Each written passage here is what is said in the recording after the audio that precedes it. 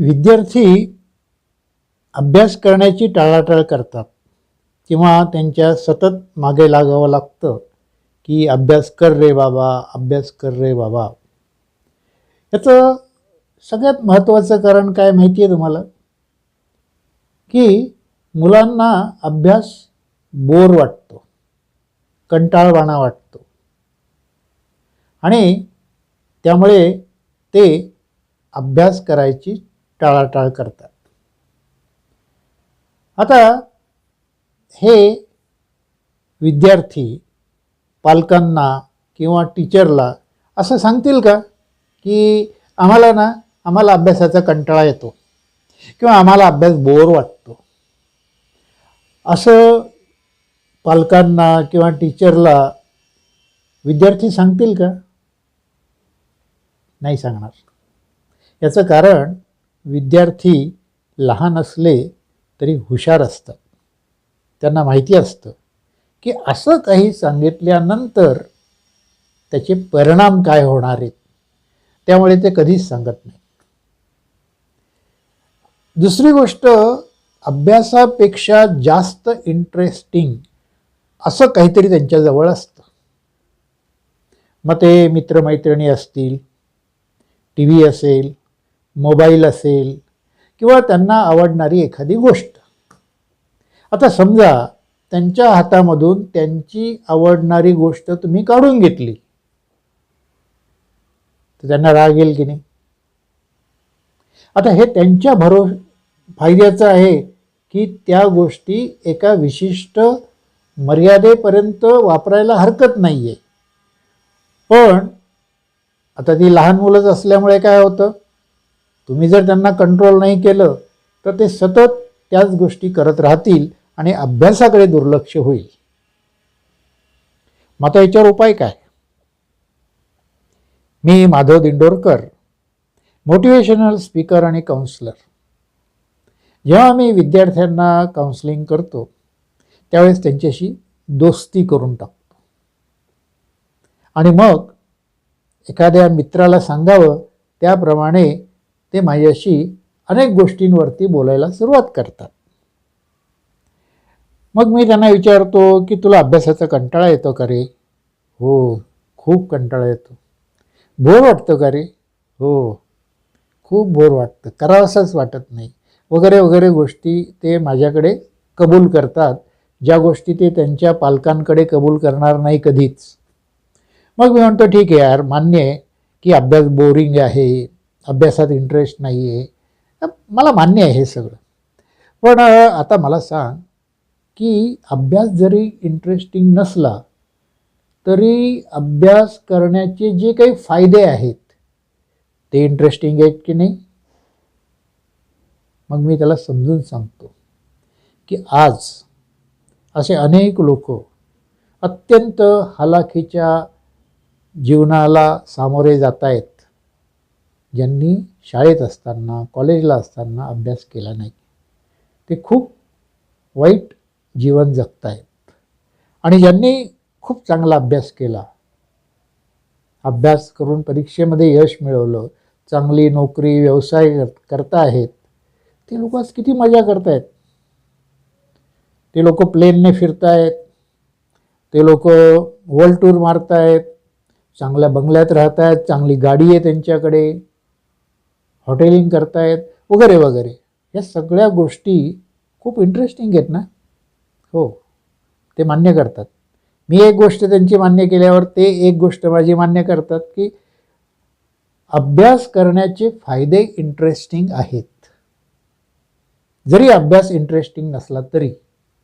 इथपर्यंत आम्ही एकमेकांशी ॲग्री झालो. मग आता मी त्यांना विचारतो की तुम्हाला कोणतं आयुष्य जगायला आवडेल? अभ्यास केलेल्या नंतरचं आयुष्य की अभ्यास न करता केलं पुढचं आयुष्य? तुम्हीच ठरवा. आणि अशा पद्धतीने मी त्यांना अभ्यास करण्याचे फायदे सांगतो. आणि तुम्हाला सांगतो, फायदा 1 वर्षाच्या मुलाला सुद्धा समजतो. तुम्हाला एक उदाहरण देतो. समजा तुमच्या घरामध्ये 1 वर्षाचा एकच वर्षाचा मुलगा आहे आणि तो एका ठिकाणी खेळत बसलेला आहे. खेळ असा मांडून ठेवलेला आहे आणि तो खेळतोय. तुम्ही त्याच्यापासून दूर अंतरावरती एका खुर्चीवरती बसलेले आहात. आता हा जो 1 वर्षाचा मुलगा आहे तो नुकताच चालायला शिकलेला आहे. म्हणजे अजून त्याला नीट चालता येत नाही आहे. तो भिंतीला धरून, खुर्चीला धरून असं चालण्याचा प्रयत्न करतो, पण मध्ये पडतो आणि मग खूप रडतो. तर आता तो तिकडे खेळत बसला आहे. तुम्ही इकडे खुर्चीवरती थोड्याशा दूर अंतरावरती बसलेले आहात आणि तुम्हाला असं वाटतं की त्या मुलाचं नाव आपण ठेवूया बरं का. त्या मुलाचं नाव आपण गोटू ठेवूया. गोटू त्याचं नाव. तर तुम्हाला त्या गोटूला बोलवायचं आहे. मग तुम्ही काय म्हणतात, अरे गोटू जरा इकडे ये रे. आता गोटू खेळत असतो. तो अशी मान वर करून तुमच्याकडे बघतो. कशाला बोलवतायत काही कळत नाही आहे. तो फक्त एक स्माईल देतो आणि पुन्हा आपला खेळ खेळायला लागतो. मग तुमच्या लक्षात येतं हा असा येणार नाही बरं का. मग ते तुम्ही काय करतात, तुम्ही त्याला म्हणतात, गोटू मी तुला चॉकलेट देणार आहे, चॉकलेट ये इकडे. चॉकलेटचं नाव ऐकल्यानंतर तो परत मान वर करून बघतो, तर त्याला काही चॉकलेट दिसतच नाही तुमच्या हातामध्ये. तो म्हणतो, काय नुसतं बोलवतायत, काही मिळणार नाही चॉकलेट. एवढी धडपड करत तिथपर्यंत जायचं, मग मध्ये मी 2-3 वेळा पडणार, मग मला लागणार, कशाला पाहिजे नाही हे सगळं. म्हणून तो पुन्हा त्याचा खेळ खेळायला लागतो. मग आता तुम्ही विचार करता त्याला कसं बोलवायचं. मग तुम्ही त्याला म्हणतात, गोटू मी तुला कॅडबरी देईल बरं का, कॅडबरी. कारण तुम्हाला माहिती असतं त्याला कॅडबरी खूप आवडते. कॅडबरीचं नाव ऐकल्यावरती तो मान वर करून बघतो, पण त्याला तुमच्या हातात कॅडबरी दिसतच नाही. तो म्हणतो हे काहीतरी उगाचच चाललेलं आहे, आपला खेळ खेळा, कुठे तिथं एवढ्या लांब मेहनत करत जायचं. त्याच्या दृष्टीने ते अंतर खूप लांब आहे ना, कारण मध्ये तो 2-3 वेळा पडणार आहे, त्याला माहिती आहे. मग आता तुम्ही विचार करतात की नाही याला बोलवायचं आहे. तुम्ही खिशातून कॅडबरी काढतात. खिशातून कॅडबरी काढतात आणि त्याला काय म्हणतात, गोटू ही बघ कॅडबरी, ये इकडे, तुला कॅडबरी देणार आहे, बघ कॅडबरी. तो बघतो तुमच्या हातात खरंच कॅडबरी आहे. मग तो ताडकन उठतो, खेळ वगैरे सगळा बाजूला टाकतो, भिंतीला धरत, खुर्चीला पकडत, सोफ्याला पकडत, मध्ये 2-3 वेळा तो पडतो, पण ह्यावेळेस रडत नाही, कारण लक्ष कॅडबरीकडे असतं. उठतो परत आणि तुमच्याजवळ येऊन तुम्हाला काय म्हणतो, दे कॅडबरी. तो चॉकलेट मागतो का, नाही, तो काय मागतो, कॅडबरी. कारण सगळी मेहनत त्याने चॉकलेटसाठी केलेली नसते, कॅडबरीसाठी केलेली असते. आता तुम्ही विचार करा, 1 वर्षाचा मुलगा, त्याला फायदा कळतो की नाही. मग जोपर्यंत त्याला कॅडबरी दिसत नव्हती तोपर्यंत तो जागचा हालत नव्हता, आणि जशी कॅडबरी दिसली तो ताडकन उठला, खेळ वगैरे बाजूला टाकला आणि धडपडत तुमच्यापाशी आला आणि कॅडबरी मागितली. आता जर 1 वर्षाच्या मुलाला त्याचा फायदा कळू शकतो, तर तुमच्या 8वी, 9वी, 10वी, 11वी कॉलेजला असलेल्या मुलांना त्यांचा फायदा नाही कळणार. तुम्ही त्यांना त्याचा फायदा सांगा, ते स्वतःहून अभ्यासाला लागतील. आता काही पालक असं म्हणतील की अहो आम्ही हे सगळं सांगून झालेलं आहे आमचं, आम्ही त्याला फायदे सांगितले नाही का, फायदे पण सांगून झाले. या ठिकाणी एक म्हण आहे, सोनाराकडून कान टोचायचे असतात. त्यामुळे काउन्सिलरने एखादी गोष्ट सांगणं आणि पालकांनी सांगणं, कारण पालक रोजच काहीतरी सांगत असतात ना हो. त्यामुळे तुम्हाला त्याला सांगण्याची जी पद्धत आहे ती काउन्सिलरची पद्धत वेगळी आहे. तुमची पद्धत आणि त्याची पद्धत वेगळी आहे. याचं कारण का? आम्ही काय करतो, आम्ही हळूहळू त्याचं मन तयार करतो.